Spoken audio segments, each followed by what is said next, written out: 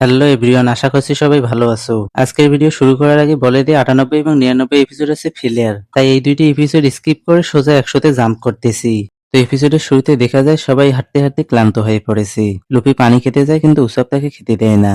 সানজি একটি পানির বোতল হাতে নিয়ে বলে আমি এই পানি খাবো না, যখন নামি-চান আর বেবি-চানের পিপাসা লাগবে তখন আমি তাদেরকে দিব। লুপি তার কাছ থেকে বোতলটি কেড়ে নেয়। এটা নিয়ে তারা মারামারি শুরু করে।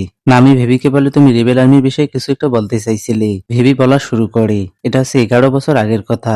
এরপর 11 বছর আগের সিন দেখানো হয়। রাজদরবারে একটি ছোট ছেলে দাঁড়িয়ে বলে আমাদের গ্রাম শুকিয়ে গেছে, তবুও আপনি কিছু করছেন না কেন? এই ছেলেটির নাম হচ্ছে কোজা। কোবরা বলে তোমাদের গ্রাম বৃষ্টি না হওয়ার কারণে শুকিয়ে গেছে, এতে আমি আর কিই বা করতে পারি? আমি তো আর আবহাওয়া কন্ট্রোল করতে পারি না। এটা হচ্ছে 11 বছর আগের কথা, মানে ডান্স পাউডার ইনসিডেন্টের অনেক আগের ঘটনা। কোজা বলে আমার বাবা বলেছিল রাজা চাইলে সবকিছু করতে পারি। তখনই কোজার বাবা দৌড়ে এসে রাজার কাছে ক্ষমা চাইতে থাকে। সেই কোজার মাথাও জোর করে নিচু করে। কোবরা বলে আরে এটা তো টোটো না। লোকটি বলে জি মহারাজ। কোবরা বলে শুনলাম তোমাদের গ্রাম নাকি খরার কারণে শুকিয়ে গেছে, খরা না হওয়া পর্যন্ত তোমরা আলু বানায় থেকে যেতে পারো। টোটো রাজাকে ধন্যবাদ দিতে থাকে, কিন্তু কোজা বলে আপনি গ্রামবাসীদের অবস্থাটা বুঝতেই পারছেন না। আমরা এখানে আমাদের জন্য আসিনি, আমরা তাদের সাহায্য করার জন্য এসেছি। সে রেগে ওখান থেকে চলে যায়। কোবরা বলে তোমার ছেলে তো অনেক ভালো, সে এখানে গ্রামবাসীদের সাহায্যের জন্য এসেছে। কোজা কাঁদতে কাঁদতে প্রাসাদ থেকে চলে যেতে থাকে। ছোট ভেবি বলে ক্রাই বেবি কোথাকার। কোজা দাঁড়িয়ে বলে ক্রাই বেবি কাকে বলছো ছোটকু? এটা নিয়ে তারা মারামারি শুরু করে। এদিকে ইগারাম আর কোবরা কোজার গ্রামের লোকদের থাকা খাওয়ার বিষয়ে কথা বলতে থাকে। ইগারাম বলে আমাদের কাছে এত সম্পদ নেই যে এতগুলো লোককে আশ্রয় দিতে পারবো। কোবরা বলে যে করেই হোক আমাদের তাদেরকে সাহায্য করতেই হবে। তখনই সেখানে ভেবি এসে কোজার হাতে মার খেয়ে। ইগারাম বলে কে তোমাকে মেরেছে শুধু নামটি বলো, আমি এখনই তাকে শুলি চড়াবো। টোটো আবারও ক্ষমা চাইতে চাইতে দৌড়ে আসে। সে বলে আমি এখনই আমার ছেলেকে মেরে ফেলবো। কোবরা তাদের দুজনকে ডাউন করে বলে তোমরা কি পাগল নাকি যে ছোট বাচ্চার লড়াই নিয়ে এত উত্তেজিত হচ্ছ? এরপর মার্কেটের সিন দেখানো হয়। সেখানে সব বাচ্চারা জড়ো হয়েছে, কারণ ভেবি আর কোজার মধ্যে সেকেন্ড রাউন্ড চলতে থাকে। লড়াই চলাকালীন তাদের মধ্যে বন্ধুত্ব হয়ে যায়। অ্যাজ এক্সপেক্টেড ভেবি হেরে যায়। এর পরের সিনে কোজা ভেবিকে তাদের ক্লানের ভাইস ক্যাপ্টেন বানায়। কোবরা আর ইগেরাম দৌড়ে দাঁড়িয়ে এসব কিছু দেখতে থাকে। পরের দিন ভেবি কোজার বাড়িতে এসে তাকে খোঁজার জন্য। টোটো বলে সে তো আগেই বেরিয়ে পড়েছে। কোজার মা ভেবিকে দুপুরের দাওয়াত দেয়। ভেবি ওখান থেকে চলে যাওয়ার পর প্রথমে ইগেরাম, এরপর কোবরা আসে। তারাও ভেবিকে ফলো করেছে। ইগেরাম বলে আপনি আবারও আমাকে ফলো করেছেন, যান গিয়ে রাজার কাজ করেন। এদিকে ভেবি কোজাকে খুঁজতে থাকে। তখনই তার সামনে দুইটা গুন্ডা আসে। তারা ভেবিকে কিডন্যাপ করার মতলবে আছে। কোজাও সেখানে তার দলবল নিয়ে আসে। কোজা বলে ভেবি তুমি এখান থেকে পালাও, আমরা তাদেরকে দেখছি। তারা গুন্ডা দুটির উপর অ্যাটাক করে দেয়। তখনই আরেকটি লোক এসে ভেবিকে ধরে ফেলে, কিন্তু ভেবি তার হাতে কামড় দিয়ে ওখান থেকে পালিয়ে যায়। কিছুক্ষণ পর ইগারাম আর কোবরা এসে দেখে সেখানে সব বাচ্চারা মাটিতে পড়ে আছে। একটি বাচ্চা তাদেরকে সবকিছু খুলে বলে। এদিকে গুন্ডারা ভেবিকে খুঁজতে থাকে। ভেবি একটি জায়গায় চুপচাপ দাঁড়িয়ে আছে। উপর থেকে একটি গুন্ডা তাকে দেখে ফেলে, কিন্তু কোবরা তার মাথায় মেরে তাকে নিচে ফেলে দেয়। এরপর সেও নিচে নামে। সে বলে আমি সবসময় প্রিন্সেসকে রক্ষা করব, এতে যদি আমার জীবনও চলে যায় তো যাবে। গুন্ডাটি এবার তার তলোয়ার বের করে সে কোজার চোখে কাট লাগিয়ে দেয়, কিন্তু কোজা তার মাথায় মেরে তাকে ডাউন করে। শব্দ শুনে বাকি দুইটা গুন্ডাও সেখানে আসে। সঠিক সময় কোবরা আর ইগারাম এসে তাদেরকেও ধরাশায়ী করে। সেখানে আরো দুজন ক্যারেক্টার আসে, তাদের চেহারা এখনো দেখানো হয়নি। এদের একজনের নাম আছে চাকা আর অপরজনের নাম পেল। এরা রাজার লয়াল সার্ভেন্ট। কোবরা বলে তোমরা এখানে কি করছো? তারা বলে এই কথাটাই তো আমাদের বলা উচিত, আপনি রাজপ্রাসাদ ছেড়ে এখানে কি করছেন? এরপর তারা বাচ্চাদের প্রাসাদে এনে ট্রিটমেন্ট করানোর জন্য। কোবরা বলে মনে হচ্ছে এই দেশের ভার অনেক ভালো একটি জেনারেশনের উপর পড়বি। সে কোজাকে বলে তুমি কি এই দেশকে ভালোবাসো? কোবরা বলে অবশ্যই, জন্ম যে নিয়েছে এই দেশে। কিছুদিন পর কোবরাদের বিদায় নেওয়ার সময় এসে পড়ে। রাজা তাদেরকে একটি শূন্য মরিদ্যান দিয়েছে থাকার জন্য। এটাই হচ্ছে ইউবা। রাজা আর টোটো হাত মিলে। কোজা ভেবিকে বলে যখন ইউবা তৈরি হয়ে যাবে তখন দেখতে এসো, এখন বিদায়, একজন মহান প্রিন্সেস হিসেবে গড়ে উঠু। তারা ওখান থেকে চলে যায়। এরপর প্রেজেন্ট সিন দেখানো হয়। নামি বলে সবকিছু তো বুঝলাম যে ওই ছেলেটি অনেক ভালো ছিল, কিন্তু তার সাথে রেবেল আর্মির কি সম্পর্ক? ভেবি বলে সেই হচ্ছে রেবেল আর্মির লিডার কোজা। এরপর একটি লোককে দেখানো হয়। সে একটি পাথরের উপর শুয়ে আরাম করে ঘুমাতে থাকে। একটি পাখি তাকে ডেকে তুলে। লোকটি বলে কি হয়েছে পোপো? পাখিটি তাকে সামনে দেখতে বলে। লোকটি দূরবীন দিয়ে দেখে রুপিরা খাবার খাচ্ছে। সে এসের পিঠে ট্যাটু দেখে বলে তাহলে শেষ পর্যন্ত তোমার দেখা পেয়েই গেলাম ফায়ার পেস্ট এস। এদিকে লুফি আর উসব খাবারের জন্য চিল্লাচিল্লি করতে থাকে, তাই সানজির মার পড়ে তাদের উপর। লুফি জোরোর খাবার থেকে মিট নিয়ে খেয়ে ফেলে। জোরো বলে আমার খাবার কেন খাচ্ছ? সে লুফির পেট থেকে খাবার বের করার চেষ্টায় লেগে যায়। ভেবি বলে তারা প্রত্যেকবার খাবার সময় এরকম গোলমাল করে কেন? অন্যদিকে তার ভাই কত শান্ত। নামি বলে তোমার প্লেটে মনোযোগ দাও, না হলে ওখান থেকেও খাবার গায়েব হয়ে যেতে পারে। লুফি আর এসের মধ্যে তো দূর দূর পর্যন্ত কোনো মিল খুঁজেই পাওয়া যাচ্ছে না। আমি শুনেছি এসির উপর নাকি অনেক বড় বাউন্ডারি আছে। হবেই না বা কেন? হোয়াইট বিয়ার্ড প্রাইসের নাম শুনে যেখানে পুরো দুনিয়া কেঁপে উঠি। ভি বলে তাহলে নিশ্চয়ই ব্ল্যাক বিয়ার্ডও অনেক পাওয়ারফুল হবে। এরপর আবার ওই লোকটিকে দেখানো হয়। সে বাজুকা রেডি করে বলে আমি এখনই তাকে মারবো না। এস যে পাথরটির উপর বসে আছে সে ওই পাথরটিতে নিশানা লাগায় আর মনে মনে অনেক খুশি হয়ে যায়। কিন্তু পোপো হাসি মেরে বাজুকাটির আগুন নেভিয়ে দেয়। সেদিকে তার মনোযোগ নেই। অপরদিকে জোরো এখনো লোফির পেট থেকে খাবার বের করার চেষ্টায় লেগেই রয়েছে। শেষ পর্যন্ত নামিয়ে এসে তাদের দুজনকেই থামায়। কেউ একজন জোরোর ভাগের অপর মেয়েটি নিয়েও পালাতে থাকে। লোফি এটা দেখে ওদের পেছনে দৌড়ানো শুরু করে। দুইটা বাচ্চা তাদের খাবার নিয়ে ভেগেছে। তারা একটি জায়গায় বসে মিটটি ভাগাভাগি করে খেতে থাকি। এরা হচ্ছে দুই ভাই, একজনের নাম শিব আর অপরজনের নাম ডিপ। শিব বলে আমরা ব্যাডল্যান্ড থেকে আসার পর কিছুই খেতে পারিনি। উপর থেকে এস বলে তাহলে তোমরা ব্যাডল্যান্ড থেকে এসেছো। ডিপ বলে তুমি আবার কি, এখান থেকে ভাগো না হলে মারা পড়বি। সে একটি বন্দুক বের করে শিব থেকে আটকানোর চেষ্টা করে কিন্তু ডিপ বন্দুক চালিয়ে দেয়। এজ একটি পাথর মেরে গুলিটি বাউন্স করে। ততক্ষণে সেখানে বাকিরাও চলে আসি। ডিপ বন্দুক ফেলে দিয়ে এসকে বলে তুমি তো অনেক স্ট্রং, যদি তুমি একজনকে খুঁজে দিতে পারো তাহলে আমি তোমাকে 1 মিলিয়ন বেরি দিব। এখন আমার কাছে কোনো টাকা নেই, কিন্তু যখন আমি বড় হয়ে অনেক টাকার মালিক হব তখন দিয়ে দিব, আমি কথা দিচ্ছি। সে একটি সেরা ছবি বের করে দেখায়। এটা হচ্ছে ওই লোকের ছবি যে বাজুকা নিয়ে এসকে মারার চেষ্টা করেছে। এই লোকটির নাম আছে স্করপিয়ন। সে বাজুকা নিয়ে এখনো বসেই আছে, কিন্তু তার বাজুকা আর চলে না। কিছুক্ষণ পর সে বুঝতে পারে পোপোর অকাজের কথা, তাই সে পোপোকে ধরার জন্য দৌড়াতে থাকে। মিট খুঁজতে খুঁজতে লুপি ও স্করপিয়নওয়ালা পাথরটির নিচে আসি। উপরে স্করপিয়নের পায়ে লেগে বাজুকাটি নিচে পড়তে থাকে। স্করপিয়ন কোন রকমে বাজুকাটি ধরে ফেলে, কিন্তু সেখান থেকে বোমটি বের হয়ে নিচে পড়ে। সে লুপিকে বলে ওখান থেকে পালাও, এটা হচ্ছে এখন পর্যন্ত আবিষ্কৃত সবচেয়ে মারাত্মক বোম। এটা ফাটলে পুরো গ্র্যান্ড লাইনই ধ্বংস হয়ে যাবে। সে তার কান ঢেকে রেখে বসে পড়ে, কিন্তু তার বোম আর ফাটে না। লুপি তার পিছনে এসে বলে তুমি কার সাথে কথা বলছিলি? স্করপিয়ন বলে বোমটি কোথায়? লুপি সেটা বের করে দেয়। এটা দেখে স্করপিয়ন ভয় পেয়ে নিচে পড়ে যেতে থাকে, কিন্তু লুপি থেকে উপরে তুলে বলে তুমি তো অনেক ফানি লোক। স্করপিয়ন তার দূরবীন দিয়ে দেখে এসরা সেখানে নেই। এরপর দেখানো হয় এসদের। ডিপ বলে তার নাম হচ্ছে স্করপিয়ন, সে হচ্ছে একজন পাইরেট হান্টার। আমরা তাকে ব্যাডল্যান্ডস থেকে ফলো করে আসছি। নামি বলে তোমরা একজন পাইরেট হান্টারকে কেন ফলো করছো? কিন্তু তারা কিছু বলে না। এস বলে আমারও এই লোকের সাথে কাজ আছে। আমি খবর পেয়েছি ইউবাই নাকি স্করপিয়ন নামের একজন লোক ব্ল্যাক বিয়ার্ডকে ডিফিট করেছিল। তার সাথে দেখা করার জন্য আমি ইউবাই যাচ্ছিলাম। এদিকে লুফি আর স্করপিয়ন পোপোর পিটি সরে না জানি কোথায় যাচ্ছি। লুফি বলে আমরা কোথায় যাচ্ছি? স্করপিয়ন বলে তোমার ভাগ্য অনেক ভালো, কারণ তুমি আমার মতো একজন পাইরেট হান্টারকে নিজের চোখে দেখতে পেয়েছো। লুফি বলে তুমি কি একজন পাইরেট হান্টার? স্করপিয়ন বলে আমার কথা শুনে ভয় পেয়ে যেও না, আমি আজ পর্যন্ত না জানি কতগুলো অ্যাডভেঞ্চার করেছি। ডাবল ব্যারেল ড্যানি থেকে শুরু করে হেল বাটলার লুথার পর্যন্ত অসংখ্য লোকের সাথে লড়াই করেছি। তারা আমার কাছে তাদের জীবনের জন্য ভিক্ষা চাইছিল, দিয়ে দিয়েছি। টাকা চাইলে অবশ্য দিতাম না, কারণ আমার কাছে একটা টাকাও নেই। লুফি বলে সত্যি নাকি? স্করপিয়ন বলে এসব খুব শীঘ্রই ঘটতে চলেছে। আগে আমি ফায়ার পিস্ট এসকে হারাবো, এরপর চারদিকে ছড়িয়ে পড়বে আমার মহানতা, তারপর আমি এসব গল্প করে বেড়াবো। লুফি বলে তুমি হারাবে এসকে? তুমি তো সত্যি অনেক ফানি। কথা বলতে বলতে তারা এসদের ওখানে পৌঁছে যায়। স্করপিয়ন বলে তাহলে তুমি এখানে আসো ফায়ার ফিস্ট এস?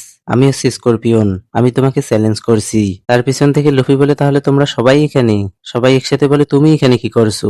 স্করপিয়ন আর এসের মধ্যকার লড়াই শুরু হয়ে যায়। স্করপিয়ন এসের উপর একটি স্টিল নেট ছুরি মারি, এস একটি ধামাকা করে, ফলে গরম নেটটি উড়ে গিয়ে তারই উপর পড়ে। সে উঠে বলে আমাদের লড়াই এখনো শেষ হয়নি, পোপো আমার গান নিয়ে আসো। পোপো তাকে একটি গান এনে দেয়। স্করপিয়ন বলে এটা হচ্ছে কম্প্রেসড ওয়াটার গান, এটা সাতকেও 2 টুকরো করে ফেলতে পারে। সে অ্যাটাক করে দেয়, কিন্তু এস ডস করে তার পেটে পাঁচ মেরে তাকে ডাউন করে দেয়। এস বলে ব্ল্যাক বিয়ার্ডকে ডিফিট করে মিথ্যা খবর ছড়িয়েছো তাই না? স্করপিয়ন বলে অবশ্যই, যাতে আমি তোমার সাথে দেখা করতে পারি, কিন্তু আমি এখনো আমার আসল পাওয়ার দেখানো শুরু করিনি। ডিভাসিভ দৌড়ে এসে বলে অনেক হয়েছে বাবা, তোমাকে আর লড়াই করতে হবে না, তুমি কখনোই তাকে হারাতে পারবে না। এরপর দেখানো হয় তাদের পাস্ট। আসলে তারা একটি ছোট বাড়িতে থাকতো।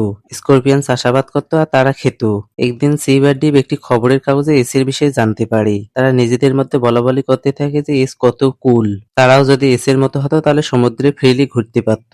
এটা স্করপিয়নও শুনে ফেলে এবং তখন থেকে এসকে হারানোর ভূত তার মাথায় চেপে বসে। এরপর প্রেজেন্ট সিন দেখানো হয়। সিবার ডিপ তাকে জড়িয়ে ধরে বলে চলো এখন আমরা ব্যাডল্যান্ডে ফিরে যাই। সে তার বাজুকাটি সাইডে ফেলে দেয়, সেখান থেকে ফায়ার হয় এবং উপর থেকে পাথর এসে তাদের উপর পড়তে থাকে, কিন্তু এস তাদেরকে বাঁচিয়ে নেয়। এরপর তারা ব্যাডল্যান্ডে ফিরে যায়। যেহেতু ব্ল্যাক বিয়ার্ডের কোনো খোঁজ নেই তাই এসও তাদেরকে বিদায় জানায়। সে বলে আমি স্করপিয়নের কাছ থেকে শুনেছি ব্ল্যাক বিয়ার্ড নাকি পশ্চিমের দিকে গেছে, তাই আমি ওই দিকেই যাচ্ছি। সে লুপিকে একটি কাগজের টুকরো দিয়ে বলে এটা সবসময় তোমার সাথে রেখো, এটার সাহায্যে আমরা আবার মিলতে পারবো। সে ওখান থেকে চলে যায় আর লুপিরা তাদের যাত্রা কন্টিনিউ করে। উসব বলে এস তোমাকে ওরা কি দিয়েছে? লুপি বলে এটা একটা কাগজ, কিন্তু এখানে তো কিছুই লেখা নেই। সানজি বলে এসব গোপন লেখা খোঁজার জন্য দক্ষ লোকের প্রয়োজন। সে কাগজটি নিয়ে রোদের মধ্যে ধরে, কিন্তু সেখানে সত্যি কিছু লেখা নেই। নামি বলে আমি ওটা তোমার হ্যাটের সাথে সেলাই করে দিচ্ছি। নামি সেটা সেলাই করে দেয়। এরপর দেখানো হয় ক্রোকোডাইলকে। সে বলে আজ থেকে 2 দিন পর অপারেশন শুরু হবে, তুমি কি সবকিছু অ্যারেঞ্জ করে রেখেছো? মিস অলসান্ডে বলে এখন পর্যন্ত তো সবকিছু ঠিকই চলছে। 150 জন বেলিয়ন্স ন্যানোহানায় রয়েছে। আমি মিস্টার টুকেও ফেরত আসতে বলছি। আজ রাত 8টার সময় অফিসার এজেন্টরা স্পাইডার ক্যাফেতে মিলিত হবে। এরপর বিকাল 5টার সময় স্পাইডার ক্যাফের সিন দেখানো হয়। সেখানে মিস্টার ফোর আর মিস মেরি ক্রিসমাস সবার আগে আসে। এরা দুজনে একে অপরের বিপরীত। যেখানে মিস মেরি ক্রিসমাস 4x স্পিডে কথা বলে, সেখানে মিস্টার 4.25 স্পিডে। মিস মেরি ক্রিসমাস ওয়েট্রেসকে বলে পাওলা, আমাকে গরম গরম স্যুপ দাও। তারা কথা বলতেই থাকে। তখনই অনেক দূর থেকে কারো গানের আওয়াজ শোনা যায়। মিস্টার টু আর তার সাঙ্গপাঙ্গরা ডান্স করতে করতে সেখানে আসে। মিস্টার টু বলে আমাকে অক্টোপার দাও। পাওলা বলে অক্টোপার আবার কি? মিস্টার টু বলে অক্টোপাস পারফেক্ট, এটাও বুঝো না? সে তার লোকদের বিদায় করে। এরপর মিস মেরি ক্রিসমাসকে বলে ও ফেডি, তুমিও এখানে এসেছো? মিস মেরি ক্রিসমাস বলে ফেডি কাকে বলছো? অদ্ভুত লোক কোথাকার। জানালার পাশে মিস্টার থ্রি ওত পেতে বসে থাকে। মিস্টার টু আর মিস মেরি ক্রিসমাস মুখ দিয়ে লড়াই করতে করতে হাতাহাতির পর্যায়ে চলে আসে। এদিকে ঘড়িতেও প্রায় 8টা বাজতে চলেছে। এমন সময় ওয়াল ভেঙে সেখানে মিস্টার টু এর লোকগুলো এসে পড়ে। আর সেখানে এন্ট্রি হয় মিস্টার ওয়ানের। মিস্টার ওয়ান বলে এরা মরুভূমির মধ্যে আজব ভাবে চলাফেরা করেছিল, তাই তাদের উপর আমার সন্দেহ হয়। মিস্টার টু বলে আমার লোকদের গায়ে হাত তোলার সাহস তোমাকে কে দিয়েছে? সে তার উপর অ্যাটাক করে দেয়। মিস্টার ওয়ানও পিছু হটে না। তারা একে অপরের অ্যাটাক শুধু ডস করতে থাকে। মিস্টার টু এর একটি কিক লেগে যায় মিস্টার ওয়ানের পেটে। সে ওয়াল ভেঙে বাইরে এসে পড়ে। মিস্টার ওয়ান বলে মনে হয় কাউকে আজকে মরতে হবে, কিন্তু পাওলা তাকে থামায়। মিস্টার ওয়ান বলে আমাকে আটকেও না মিস ডাবল ফিঙ্গার, মানে সে হচ্ছে মিস্টার ওয়ানের পার্টনার। মিস্টার ফোর এদিকে মিস্টার টু কে আটকিয়ে রাখে। মিস ডাবল ফিঙ্গার বলে অনেক হয়েছে, এখন 8টা বেজে গেছে, মানে আমাদেরকে রেইনবে সিটিতে যেতে হবে। সেখানে আমাদের জন্য অপেক্ষা করছে বস, যাকে আজ প্রথমবার আমরা দেখব। তারা বান্সির গাড়িতে চড়ে রেইনবেসের দিকে রওনা দেয়। বান্সি হচ্ছে মিস অলসান্ডের কচ্ছপের নাম। এরপর লফিদের দেখানো হয় তারা ইউবার কাছাকাছি চলে এসেছে। এদিকে ইউবায় মরুঝড় চলতে থাকে। ঝড় থামলে দেখা যায় এখানকার অবস্থা এরুমালুর মতো হয়ে গেছে। শহরের মাঝখানে একটি বুড়ো লোক বালু করছে। লোকটি বলে তোমরা নিশ্চয়ই ট্রাভেলার্স, মরুভূমিতে চলতে চলতে হয়তো ক্লান্ত হয়ে গেছো। আমাকে ক্ষমা করে দিয়ে যে এই শহর শুকিয়ে গেছি, কিন্তু চিন্তা করো না, আমি পানি বের করে তোমাদেরকে খাওয়াবই। ভেবের মুখ ঢেকে থাকায় সে তাকে চিনতে পারে না। ভেবে বলে আমরা রেবেল আর্মির খোঁজে এখানে এসেছি। রেবেল আর্মির কথা শুনে বুড়ো লোকটি চটে যায়। সে বলে তাহলে তোমরাও রেবেল আর্মি জয়েন করার জন্য এসেছো? তারা এখান থেকে অনেক আগেই ভেগেছে। কিছুক্ষণ আগে যে মরুঝড় হয়েছিল সেটা প্রথম নয়, 3 বছর ধরে প্রতিনিয়ত এরকম ঝড় আসছে, তাই এই শহরের অবস্থা এরকম হয়ে আছে। রেবেল আর্মিও তাদের আস্তানা এখন ক্যাটোরিয়া গেড়েছে। লোফি বলে ক্যাটোরিয়া আবার কোথায়? ভি বলে এটা আছে ন্যানোহানার পাশের শহর। এটা হচ্ছে ওই শহর যেখানে সপার হারিয়ে গিয়েছিল। সপার বলে আমি তো ওখানেই লাশেসের সাথে মিলেছিলাম। সে লাশেসের ভাষা ট্রান্সলেট করে বলে আমি রেবেল আর্মির জন্য জিনিসপত্র বহন করতাম। এটা শোনার পর লোফি, সানজি আর উসব তাকে ইচ্ছে মতো মেরে বলে এটা আগে বলতে পারোনি? লাশেস বলে বলিনি, কারণ তোমরা জিজ্ঞেস করোনি। এরা তাকে আবারও মারে। লুফি বলে তোমার কারণে এখন ভিভিকে এত দূর আসতে হলো। বুড়োটি বলে তুমি কি ভিভি বললে? লুফি বলে সে প্রিন্সেস ভিভি নয়। জোরো তার মাথায় মেরে বলে গাদা, সবকিছু বলে দিচ্ছ কেন? লোকটি ভিভির কাঁধে হাত রেখে বলে তুমি কি আমাকে চিনতে পেরেছো? ভিভি ভালো করে দেখে বুঝতে পারে সেটা হচ্ছে টোটো ওজিসান, মানে কোজার বাবা। টোটো বলে 3 বছর বৃষ্টি হয়নি তো কি হয়েছে? রাজার প্রতি আমার বিশ্বাস এখন আগের মতোই রয়েছে। তিনি ওরকম ঘৃণ্য কাজ কখনোই করতে পারেন না। আমি বিদ্রোহীদের আটকানোর অনেক চেষ্টা করেছি, কিন্তু তারা আমার কথায় কান দেয়নি। তারা মরার জন্য তৈরি আছে, তবু বিদ্রোহ করা থামাবে না। ভিভি, এখন তুমি শেষ ভরসা। রাতে শোয়ার আগে তাদের মধ্যে বালিশ লড়াই চলতে থাকে। এদিকে টোটো এখনো বালু খুঁড়তেই আছে, আর লুফি তার পাশে বসে রয়েছে। লুফি বলে এখান থেকে পানি বের হওয়া তো কোনো লক্ষণই বোঝা যাচ্ছে না। টোটো বলে আমার পুরো বিশ্বাস আছে, আর একটু খুঁড়লেই পানি বেরিয়ে আসবে। লুফি বলে তাহলে আমিও খুঁড়বো। সে তার হাত দিয়ে বালু খোঁড়া শুরু করে, কিন্তু তার বালু এসে টোটোর গর্ত বোঝাই করছে। টোটো বলে আমার গর্ত কেন ভর্তি করছো? লুফি বলে আমি তো খুঁড়ছি। টোটো মনে করে লুফি তার কথা বোঝেনি, তাই সে ইশারা করে লুফিকে বোঝাতে থাকে। লুফি বলে তাহলে এটাকে তুমি মিষ্টি গর্ত বলতে পারো। কিছুক্ষণ পর লুফির বালু খোঁড়া বন্ধ হয়। টোটো দেখে লুফি অনেক বড় গর্ত করে তার নিচে শুয়ে পড়েছে। সে লুফিকে রুমে এনে শুইয়ে দেয়। এরপর গুন্ডা পার্টিকে দেখানো হয়। একটি টেবিলের চারদিকে সব কয়টা অফিসার এজেন্ট বসে থাকে। মিস অলসান্ডে বলে এখানে আসার জন্য ধন্যবাদ। তোমাদেরকে একটি গুরুত্বপূর্ণ বিষয়ে কথা বলার জন্য ডাকা হয়েছে, কিন্তু তার আগে আমাদের বসের সাথে তো মিলে নাও। একটি চেয়ার ঘুরিয়ে ক্রোকোডাইল সবার সামনে তার ফেস রিভিল করে। ক্রোকোডাইলকে দেখে সবাই অবাক হয়ে যায়, কারণ কেউ এক্সপেক্ট করেনি যে 7 ওয়ার্ল্ডস এর মধ্যে কেউ একজন তাদের বস হতে পারে। ক্রোকোডাইল বলে সময় এসে গেছে অপারেশন উটোপিয়া শুরু করার। এটাই হচ্ছে 12 কোয়ার্কসের শেষ মিশন। শুরু থেকে আজ পর্যন্ত বারুকক যতগুলো কাজ করেছে সবই এই মিশনের পার্ট ছিল। সে সবাইকে তাদের কাজের স্ক্রিপ্ট দেয়, তারা পরে স্ক্রিপ্টগুলো পুড়ে ফেলে। তখনই সেখানে মিস্টার থ্রি এসে আর ক্রোকোডাইলের কাছে ক্ষমা চায়। সে বান্সির গাড়ির পিছনে পর সে এখান পর্যন্ত চলে এসেছে। মিস্টার থ্রি বলে, আমি জানতাম মিশন ফেল হওয়ার পর আপনি মিস্টার টুকে পাঠাবেন আমাকে মারার জন্য, এজন্য আমি আগেই লুকিয়ে আরাবাস্তায় চলে এসেছি। ক্রোকোডাইল বলে, মিশন ফেল মানে তুমি কি বলছো? ক্রোকোডাইল তো আর জানে না যে সে সানজির সাথে কথা বলছিল। কিছুক্ষণ ভাবার পর সে সবকিছু বুঝতে পারে। সে লুফি, জোরো, নামি আর ভিভির ছবি দেখিয়ে বলে, তুমি এদের মধ্যে অন্তত একজনকে তো নিশ্চয়ই মারতে পেরেছো। মিস্টার থ্রি বলে, একজনকেও না। মিস্টার টু বলে, তাদের সাথে তো আমি মিলেছিলাম। সে তার ফেস ট্রান্সফর্ম করে দেখায়। ক্রোকোডাইল বলে, তারা আমার বিষয়ে অনেক কিছু জেনে ফেলেছে।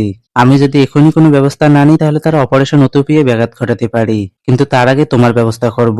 সে মিস্টার থ্রির গলা চেপে ধরে। মিস্টার থ্রির পুরো শরীর শুকিয়ে যায়। সে পানি পানি করতে থাকে। ক্রোকোডাইল একটি বাটন চাপে, ফলে মিস্টার থ্রি নিচে পড়ে যায়। তাকে খাওয়ার জন্য অপেক্ষা করছে বিশাল আকৃতির ক্রোকোডাইল, কুমির। এগুলোকে ব্যানানাগাটর বলে। তার শুধু চিৎকার শোনা যায়।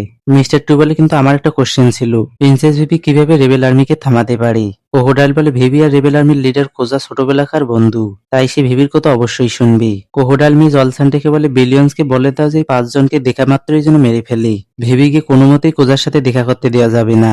এরপর লুফিকে দেখানো হয় তারা ইউবা থেকে বিদায় নিচ্ছে। টোটো লুফিকে এক ব্যারেল পানি দেয় খাওয়ার জন্য। লুফি বলে, আমি এগুলো সাবধানে রাখবো। এই ব্যারেলটি যে কিভাবে লুফিকে সাহায্য করবে সেটা দেখার পর তোমরা ওয়ান পিসের ফ্যান হয়ে যাবে। এরপর তারা আবার চলা শুরু করে। কিছু দূর যাওয়ার পর লুফি একটি জায়গায় বসে পড়ে। উসব বলে, তোমার আবার কি হলো? লুফি বলে, আমি যাব না। সবাই তাকে উঠতে বলে, কিন্তু লুফি তাদের কথায় মনোযোগ দেয় না। সানজি রেগে বলে, আমরা সময় মতো ক্যাথরিয়ে পৌঁছাতে না পারলে হাজারো লোক মারা যাবে, তুমি জানো তো। এখন নাটক করার মতো সময় নেই। সে লুফির কলার ধরে তাকে ওঠানোর চেষ্টা করে, কিন্তু লুফি তাকে দূরে পাঠিয়ে দেয়। লুফি ভিভিকে বলে, যদি আমরা বিদ্রোহ আটকানোর কাজ নিয়ে পড়ে থাকি তাহলে ক্রোকোডাইলকে কে আটকাবে? আমরা হচ্ছে পাইরেট, আমরা ক্যাটরিয়া গিয়ে কি করব? তুমি চাও যাতে এই লড়াইয়ে কেউ না মরে, তাই না? না তো আমরা, না তো সাধারণ জনগণ। ভিভি বলে, অবশ্যই। লুফি বলে, স্বপ্ন দেখা বন্ধ করো। আমরা একজন ওয়ালার্স এর সাথে লড়াই করতে চলেছি, যেখানে হাজারো লোক পাগলের মতো লড়াই করবে। তোমার কি এখনো মনে হয় যে কেউ মারা যাবে না? তুমি যত সফট হার্টেরই হও না কেন, মানুষ তো মরবেই। তুমি চাইলেও তাদের সবাইকে বাঁচাতে পারবে না। ভিভি রেগে লুফিকে একটি থাপ্পড় মারে। ভিভি বলে, রয়্যাল আর্মি হোক আর রেবেল আর্মি হোক, তারা কেউ কোনো দোষ করেনি। সবকিছু ক্রোকোডাইলের কারণে হচ্ছে। তাহলে তারা কেন অযথা মারা যাবে? লুফি থেকে 5 মেরে বলে, তুমি কেন নিজের জীবন এই যুদ্ধে লাগাচ্ছ? সানজি তো নিজেকে অনেক কষ্টে আটকিয়ে রেখেছে। লুফি বলে, তোমার একটা প্রাণের বিনিময়ে কখনোই এই লড়াই থামবে না। ভিভি থেকে মারতে মারতে বলে, আমি আর কার জীবনের বাজি ধরতে পারি? আমার পাশে এমন কেউ নেই যাকে আমার সাথে একই লাইনে দাঁড় করাবো। লুফি থেকে আটকিয়ে বলে, আমরা কি তোমার পাশে নেই? আমরা কি তোমার ফ্রেন্ড নই? এটা শুনে ভিভি তো কান্না করা শুরু করে দেয়। নামি তাকে কম্পোর্ট দিতে থাকে। লুফি বলে, এখন বলো ক্রোকোডাইল কোথায়? এরপরে সিনে ভিভি ম্যাপ বের করে বলে, এটা আছে আলুবার্না, যেখানে রাজপ্রাসাদ অবস্থিত, আর এটা আছে ক্যাটোরিয়া, যেখানে রেবেল আর্মি আক্রমণ করার প্ল্যান বানাচ্ছে। সানজি বলে, তার আগেই আমাদেরকে ক্রোকোডাইলকে টেক ডাউন করতে হবে। ভিভি বলে, এখান থেকে প্রায় একদিন উত্তরের দিকে চললে আমরা রেইন বেসে পৌঁছাতে পারবো, সেখানেই রয়েছে ক্রোকোডাইল। এরপর তারা হাঁটা শুরু করে। জোরো সফারকে বলে, তুমি তো আজ ভালোই চলতেছো। সফার বলে, আমি নিজেকে খাপ খাওয়ানোর চেষ্টা করেছি, কিন্তু রেইন বেসে পানির তো অভাব হবে না, তাই না? ভি বলে, না, ওটা হচ্ছে অনেক ধনী শহর, ওখানে শুধু গ্যাম্বলিং চলে। এটা শোনা মাত্রই নামির চোখে টাকার লোভ জেগে উঠি। এরপর ক্যাটারিয়ার সিন দেখানো হয়। সেখানে একটি ছোট ছেলে রেবেল আর্মি জয়েন করার জন্য কোজাকে বলে। কোজা একজনকে বলে, ফেরাক্কেলা, তাকে দেখাও। ফেরাক্কেলা তার কাঁধ দেখায়। সেখানে বাজুকার নিশান লেগে রয়েছে। কোজা বলে, সে আমাকে বাঁচাতে গিয়ে এই আঘাত পেয়েছিল। কিন্তু ছেলেটি ভয় পাওয়ার বদলে নিজের কথার উপরে জেদ করতে থাকে। কোজা তাকে ডাইরেক্ট মানা করে দেয়। এরপর রাজপ্রাসাদের সিন দেখানো হয়। চাকা রাজাকে বলে, রেবেল আর্মি যে কোনো সময় আলুবানাতে অ্যাটাক করতে পারি, তার আগে আমাদের তাদেরকে ক্যাপচার করা উচিত। রাজা বলে, এতে কি ক্ষিপ্ত জনগণ শান্ত হয়ে যাবে? ডান্স পাউডার ইনসিডেন্টের কারণে যে কালো দাগ আমার উপর লেগেছে সেটা এত তাড়াতাড়ি সরবে না। যতদিন না আমরা জানতে পারছি যে এর পিছনে কার হাত রয়েছে, ততদিন আমরা কোনো অ্যাকশন নিব না। এখানে বলে দেই, ভেবি আর স্টোহেড ক্রোকোডাইলের কালো কারবারি সম্পর্কে জানলেও রাজার লোকেরা জানে না। বাধ্য হয়ে পেলার চাকা ওখান থেকে বের হয়ে একটি জায়গায় বসে কথা বলতে থাকি। তখন একটি সোল্ডার এসে বলে, কারু ফিরে এসেছে। কারু এসেই কয়েকটা পানির ব্যারেল খালি করেছে। রাজা পেলার চাকাকে ভেবির লেখা চিঠি দেয়। এই গ্রামের মৃত্যু সহ লুফিদের সাথে বন্ধুত্ব এবং ক্রোকোডাইলের অকাশ সবকিছু ভেবে চিঠিতে লিখেছে। চাকা কারুর হাতে ব্যান্ডেজ দেখে বলে, তুমি কি আঘাত পেয়েছো নাকি? আমাকে দেখতে দাও। কিন্তু কারু মানা করে দেয়, কারণ জোরো এটা খুলতে নিষেধ করেছিল। রাজা বলে, সৈন্যদের রেডি করো, আমরা আজকেই রেইন বেজে আক্রমণ করব। পেল বলে, রেইন বেজ এখান থেকে অনেক দূর, তাছাড়া এরাবাস্তার লোকেরা তাকে হিরো মনে করে। তার থেকেও বড় কথা হচ্ছে, আমরা যদি এই মুহূর্তে রেইন বেজে আক্রমণ করি তাহলে সুযোগের সদ্ব্যবহার করে রেবেল আর্মি রাজপ্রাসাদ দখল করে নিবে। রাজা বলে, তো কি হয়েছে? ক্রোকোডাইলকে মারতে গিয়ে যদি আমাদের সকল রয়্যাল সোল্ডার মারাও যায়, তবুও এই দেশ নতুন ভাবে গড়ে উঠবে। আর যদি আমরা রেবেল আর্মির সাথে লড়াই করি তাহলে আমাদের জনগণই মারা যাবে আর ক্রোকোডাইল শুধু চেয়ারে বসে মজা নিতে থাকবে। ক্রোকোডাইল হচ্ছে একজন ওয়ারলর্ডস, তাই তাকে কম মনে করা বোকামি হবে। চাকা, তুমি সব সোল্ডারদের তৈরি করো, আর পেল, তুমি রেইনবেসে গিয়ে শত্রুর অবস্থান সম্পর্কে খবর নাও। আমরা কাল সকালে রেইনবেসের উদ্দেশ্যে রওনা হব। এরপর দেখানো হয় লুফিদের, তারা রেইনবেসের কাছাকাছি চলে এসেছি। লুফি ক্রোকোডাইল ক্রোকোডাইল বলে চিৎকার করতে থাকি। সানজি বলে, যাই হোক না কেন, আমি সবসময় নামিচান আর ভিভিচানকে রক্ষা করব। তোমরা আমাকে প্রিন্স বলতে পারো। জোরো বলে, প্যান্টের সবগুলো পকেট খুঁজলেও একটা টাকা বের হবে কিনা সন্দেহ, আর সে আবার নাকি প্রিন্স। সানজি বলে, আরেকবার বল, এখানেই পুঁতে ফেলবো। রেইনবেসের কাছাকাছি আসতে লুফি দৌড় মারি, উসবও তার পিছনে যায়। এরপর সেন্ট ক্যাফে নামে একটি রেস্টুরেন্টের সিন দেখানো হয়, সেখানে তাসিগি আর স্মোকার বসে থাকে। লুফি আর উসবও সেখানে আসে। তারা এসে স্মোকারের পাশে বসে পানি খেতে থাকে। স্মোকার তাদেরকে দেখতে পায়। লুফি আর উসবও তাদেরকে দেখে ফেলে। তারা প্রথমে মুখ থেকে পানি তাদের উপর স্প্রে করে দেয়, এরপর দৌড় মারে। স্মোকারও তাদের পেছনে লেগে যায়। এখন বিল বেচারি তাসিগিকেই পরিশোধ করতে হয়। এদিকে জোরো লাশেসকে বিরক্ত করতে থাকে। জোরো বলে, আমি শিওর সে কোনো না কোনো ঝামেলা নিয়ে আমাদের সামনে আসবে। কিছুক্ষণের মধ্যে লুফিরা নেভিতে তারা খেতে খেতে সেখানে আসে, ফলে সবাইকে দৌড়াতে হয়। দৌড়াতে দৌড়াতে জোরো নোটিস করে কিছু লোক তাদের দিকে নজর লাগিয়ে রেখেছে। লুফি বলে, ক্রোকোডাইল কোথায় রয়েছে? ভি বলে, সামনে যে বিল্ডিং এর উপর কুমিরের মূর্তি লাগানো রয়েছে সেটার ভিতর, এটার নাম আছে রেইন ডিনার। সানজি বলে, আমাদেরকে ভাগ হতে হবে। তারা ভাগ হয়ে যায়। লুফি বলে, ওই স্মোকি, পারলে আমাকে ধরো। স্মোকার তাকে ধরে ফেলে, কিন্তু লুফি গাম গাম বেলুন ইউজ করে বেঁচে যায়। এদিকে জোরো আর ভিভিকে চারিদিকে বারকক্স ঘিরে ধরে। জোরো ভিভিকে ধাক্কা দিয়ে একটি সরু রাস্তায় পাঠায় আর বলে, তুমি একাই যাও, তাদেরকে আমি সামলাচ্ছি। অপরদিকে সানজি উসবকে বলে, নামিচানের খেয়াল রেখো, আমি নেভিদেরকে দেখছি। একদিকে সানজি নেভিদের, অপরদিকে জোরো বারকক্সকে ধোলাই করা শুরু করে। এমন সময় জোরোর সামনে উদয় হয় তাসিগি। জোরো ভাবে, এই বোকামি আবার কোথা থেকে আসলো। জোরো বলে, তোমাকে আমি একবার হারিয়েছি, তাই আর লড়াই করতে পারবো না। তাসিগি বলে, সেটা সত্যিকারের লড়াই ছিল না, কারণ আমি তোমাকে একবারও আঘাত করতে পারিনি। জোরো ভাবে, আঘাত করতে পারিনি এটাও কি আমার দোষ নাকি? সে ওখান থেকে পালিয়ে যায়। এদিকে উসাবার নামের পিছনে বারকক্স পড়েছে, আর তাদের সামনে রয়েছে ব্যারেলের ওয়াল। তারা তো লাফিয়ে পার হয়ে যায়, কিন্তু এসব নাল্লা বারকক্স পোস্টার দেখতে দেখতে দৌড়াতে থাকি, ফলে তাদের উপর ব্যারেলগুলো এসে পড়ে। নামীদের সামনে ক্রোকোডাইলের রাস্তা না। তখনই আরো কিছু লোক তাদের দিকে বন্দুক তাক করে, কিন্তু জোরো এসে তাদেরকে ডাউন করে দেয়। নামি বলে, ভিভি কোথায়? জোরো বলে, সে তো আমার আগেই এসেছিল, মনে হয় সে ভিতরে চলে গেছে।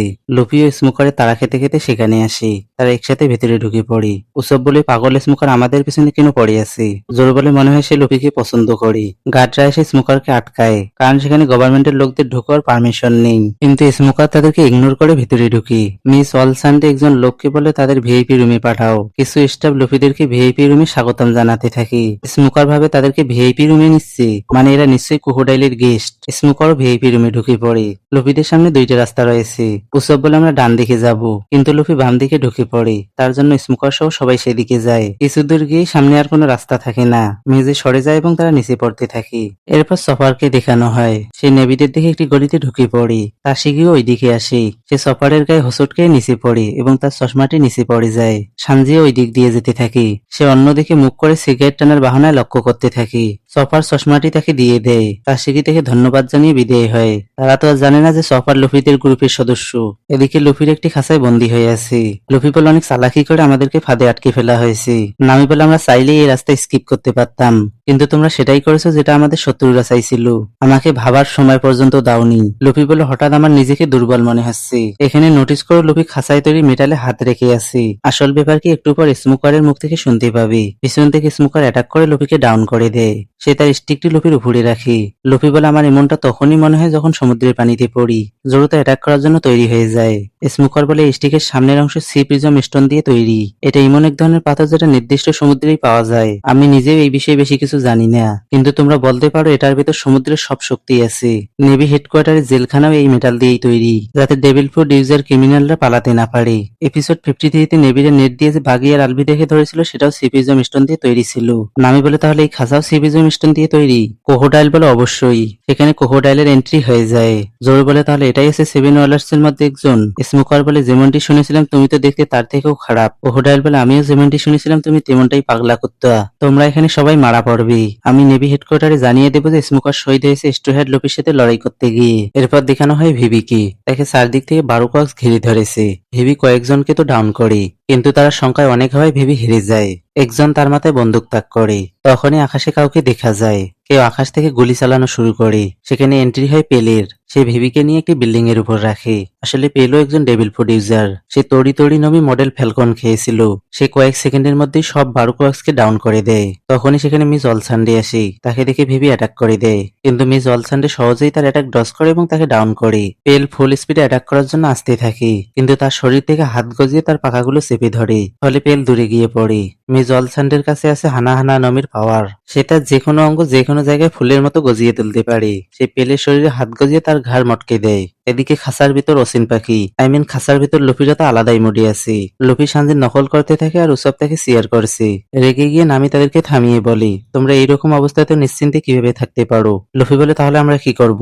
এখানে বসে এমনিতেই বোর হয়ে যাচ্ছি। জোরো নাক ডেকে ঘুমাতে থাকে। নামি তার মাথায় মেরে তাকে জাগায়। জোর বলে, এত তাড়াতাড়ি সকাল হয়ে গেল? তখনই সেখানে মিস অলসান্ডে ভিভিকে নিয়ে আসি। ক্রোকোডাইল নাটক করে বলে, ওয়েলকাম প্রিন্সেস ভিভি। নাকি মিস ওয়েডনেসডে বলবো? আমি তো আশ্চর্যিত হয়েছি এটা জেনে যে তুমি আমার বিষয়ে এত কিছু তথ্য জমা করতে পেরেছো। ভিভি রেগে গিয়ে পিকক স্ল্যাশার দিয়ে ক্রোকোডাইলের মাথা তার শরীর থেকে আলাদা করে, কিন্তু এতে কোনো লাভ হয় না। ভিভির পিছনে বালু জমা হতে থাকে। পিছনে ক্রোকোডাইল বলে, এখানে চুপচাপ বসে পড়ো। ভিভি চেয়ারে বসে পড়ে। ক্রোকোডাইল বলে, অনেক ভালো সময় তুমি এখানে এসেছো। আসল নাটক তো শুরু হতেই চলেছে। এরপর রাজপ্রাসাদের সিন দেখানো হয়। রাজা হঠাৎ করে গায়েব হয়ে গেছে। তাকে কোথাও খুঁজে পাওয়া যাচ্ছে না। এদিকে ক্রোকোডাইল দাঁত বের করে হাসতে থাকে। ভি বলে, আমার বাবার সাথে কি করতে চাচ্ছ? ক্রোকোডাইল বলে, যেহেতু অপারেশন উতুপিয়া শুরু হয়ে গেছে, তাহলে শোনো আমি কিভাবে এই দেশকে ধ্বংস করব। আবারও রাজপ্রাসাদের সিন দেখানো হয়। একটি সোল্ডার এসে চাকা খেয়ে বলে, রাজার সন্ধান পাওয়া গেছে। সে ন্যানোহানার দিকে যাচ্ছে।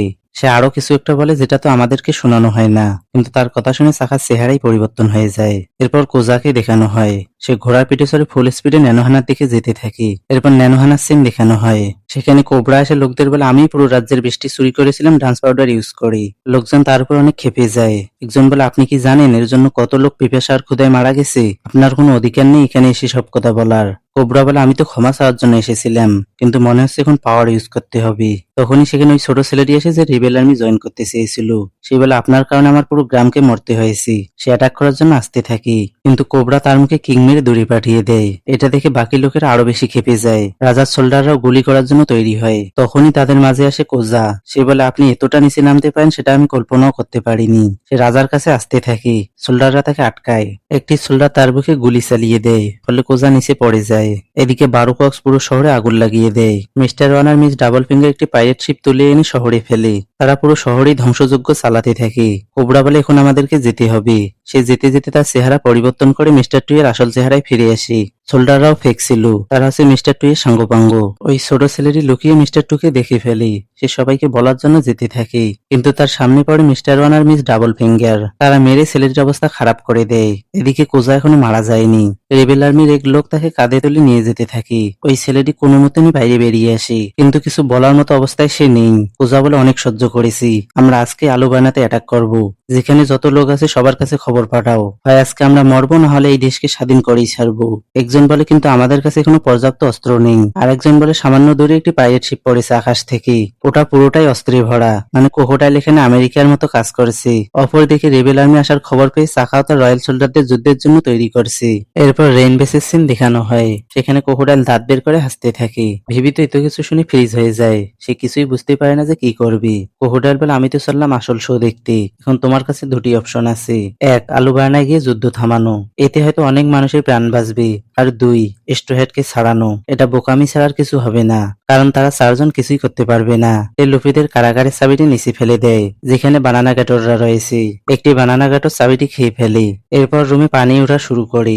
একটা বানানা গ্যাটর উপরে উঠে আসে। লুফি ভিভিকে বলে, ওটাকে হারাও। উৎসব বলে, পাগল নাকি তুমি, সে ওটার খাবার হতে চলেছে। ভিভি, পালাও ওখান থেকে। বানানা গ্যাটরটির কামড় এতটাই পাওয়ারফুল যে সিঁড়িটি পর্যন্ত ভেঙে যায়। তার লেজ লেগে ভিভি দূরে গিয়ে পড়ে। সে ভিভিকে খেতেই যাচ্ছিল, এমন সময় ক্রোকোডাইলের দেন মশি বাঁচতে থাকে। তাই বানানা গ্যাটরটিও থেমে যায়। ট্রান্সপন্ডার চ্যানেল থেকে সানজি কথা বলতে থাকে। তার ভয় শুনে ক্রোকোডাইল বুঝতে পারে এটা হচ্ছে ওই লোক যে লিটল গার্ডেন থেকে তার সাথে কথা বলছিল।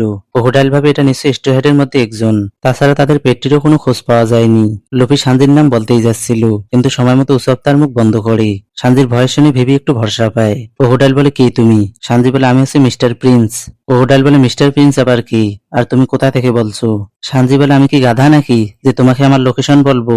এদিকে উসাব আর লুফি অভিনয় করা শুরু করে দিয়েছে। তারা জোরে জোরে চিৎকার করে বলে, মিস্টার প্রিন্স, আমাদেরকে বাঁচাও, আমরা আটকা পড়েছি।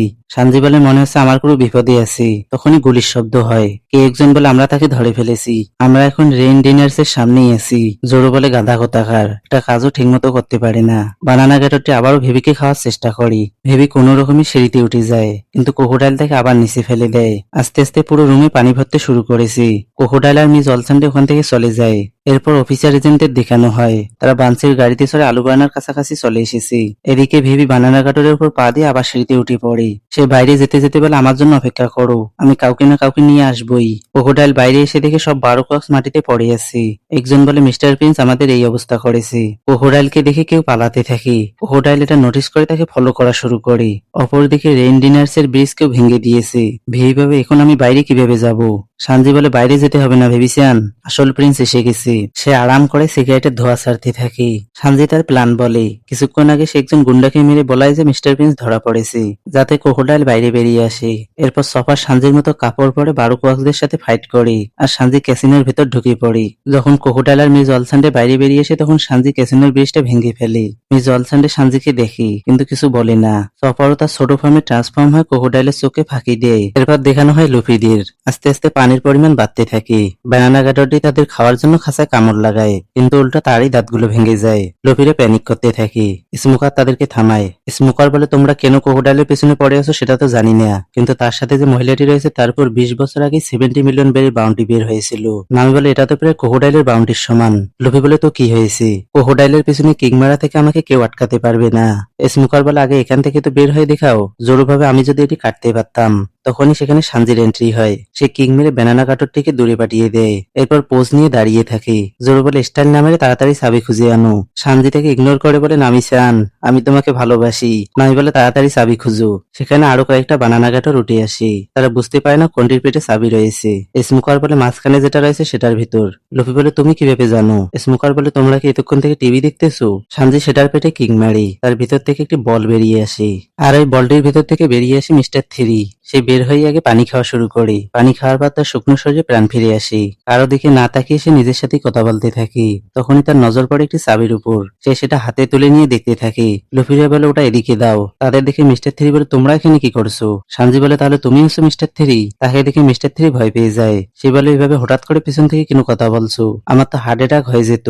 সানজি বলে মার খেতে না চাইলে তাড়াতাড়ি চাবিটা দিয়ে দাও। কিন্তু মিস্টার থ্রি দূরে বানানা কাটরদের মাঝে সেটি ছুরি মারে। এদিকে ক্রোকোডাইল আর মিস অলসান্ডের বাইরে কাউকে খুঁজে না পেয়ে আবারও ক্যাসিনোতে ফিরে আসি। ক্রোকোডাইল বলে ব্রিজটা ভেঙে অনেক ভালো চাল ছেলেছে স্টোর হেড, নিশ্চয়ই তার কোনো সাথী এখনো বাইরেই রয়ে গেছে। মিস অলসান্ডে বলে যদি তারা এতক্ষণে চাবি খুঁজে বের হয়ে যায় তাহলে। ক্রোকোডাইল বলে পারবে না, কারণ আসল চাবি তো আমার কাছে। অপরদিকে লুফিরা বুঝতে পারে না কি করবে, কারণ এখন পানির ভিতর চাবি খুঁজতে অনেক সময় লেগে যাবে। এমন সময় উসব তার বুদ্ধি কাজে লাগায়। উসব বলে মিস্টার থ্রি যে কোনো শেপের মম তৈরি করতে পারে, মানে সে চাবিও তৈরি করতে পারবে। সানজি মিস্টার থ্রিকে মেরে তার দ্বারাই তালা খুলিয়ে নেয়। এরপর তার পেছনে কিং মেরে দূরে পাঠিয়ে দেয়। নামি বলে আমাদেরকে এখন যত তাড়াতাড়ি সম্ভব আলু বানায় যেতে হবে। ভি বলে রাস্তায় তো এখন অনেক ব্যানানা গাটর আছে। ততক্ষণে লোপিয়াস জোরে সব বানানা গাটরকে মেরে ফেলে, কিন্তু তারা অনেক লেট করে ফেলেছে। ওয়াল ভেঙে পানি ঢোকা শুরু করে, ফলে তারা পানিতে ভেসে যায়। ক্রোকোডাইল এসে দেখে সব বানানা গাটররা মরে পড়ে আছে, আর খাঁচার দরজাও খোলা। এরপরের সিনে সানজি লুফিকে নিয়ে পানি থেকে উঠে আসি। সমুদ্রের পানির কারণে লুফির অবস্থা খারাপ হয়ে গেছে। জোরো স্মোকারকে তুলে আনি। সানজি বলে তোমার কি মাথা খারাপ হয়েছে নাকি, তাকে কেন তুলে এনেছো। স্মোকার উঠেই জোরোর উপর অ্যাটাক করে, কিন্তু জোরো তার স্টিক আটকিয়ে ফেলে। স্মোকার বলে আমাকে কেন বাঁচিয়েছো, আমি তো তোমাদের শত্রু। জোরো বলে আমি শুধু আমার ক্যাপ্টেনের অর্ডার ফলো করেছি। আসলে লুফি থেকে বাঁচানোর কথা বলেছিল। এখান থেকেই ক্যাপ্টেন স্মোকারের মধ্যে অনেক পরিবর্তন আসা শুরু করে। চারদিক থেকে নেভিরে আসতে থাকে। স্মোকার বলে এবারের মতো তোমাদেরকে যেতে দিচ্ছি। লুফি বলে তুমি আসলে খারাপ লোক নও। স্মোকার তার স্টিক চালিয়ে বলে এখান থেকে যাবে নাকি অ্যারেস্ট করবো। তারা ওখান থেকে পালিয়ে যায়। নেভিরে এসে স্মোকারকে বলে আপনি তাদেরকে যেতে দিলেন কেন। স্মোকার বলে আমি অনেক ক্লান্ত, আমাদেরকে আরো লোক লাগবে। হেডকোয়ার্টারে কল করে রেইনফোর্সের ব্যবস্থা করো। আজকে এখানেই শেষ করেছি। নেক্সট এপিসোড থেকে শুরু হবে মেইন ফাইট। যত তাড়াতাড়ি সম্ভব আমি নেক্সট ভিডিও নিয়ে আসবো। ততদিন পর্যন্ত সবাই ভালো থেকো, সুস্থ থেকো আর আমার পাশেই থেকো।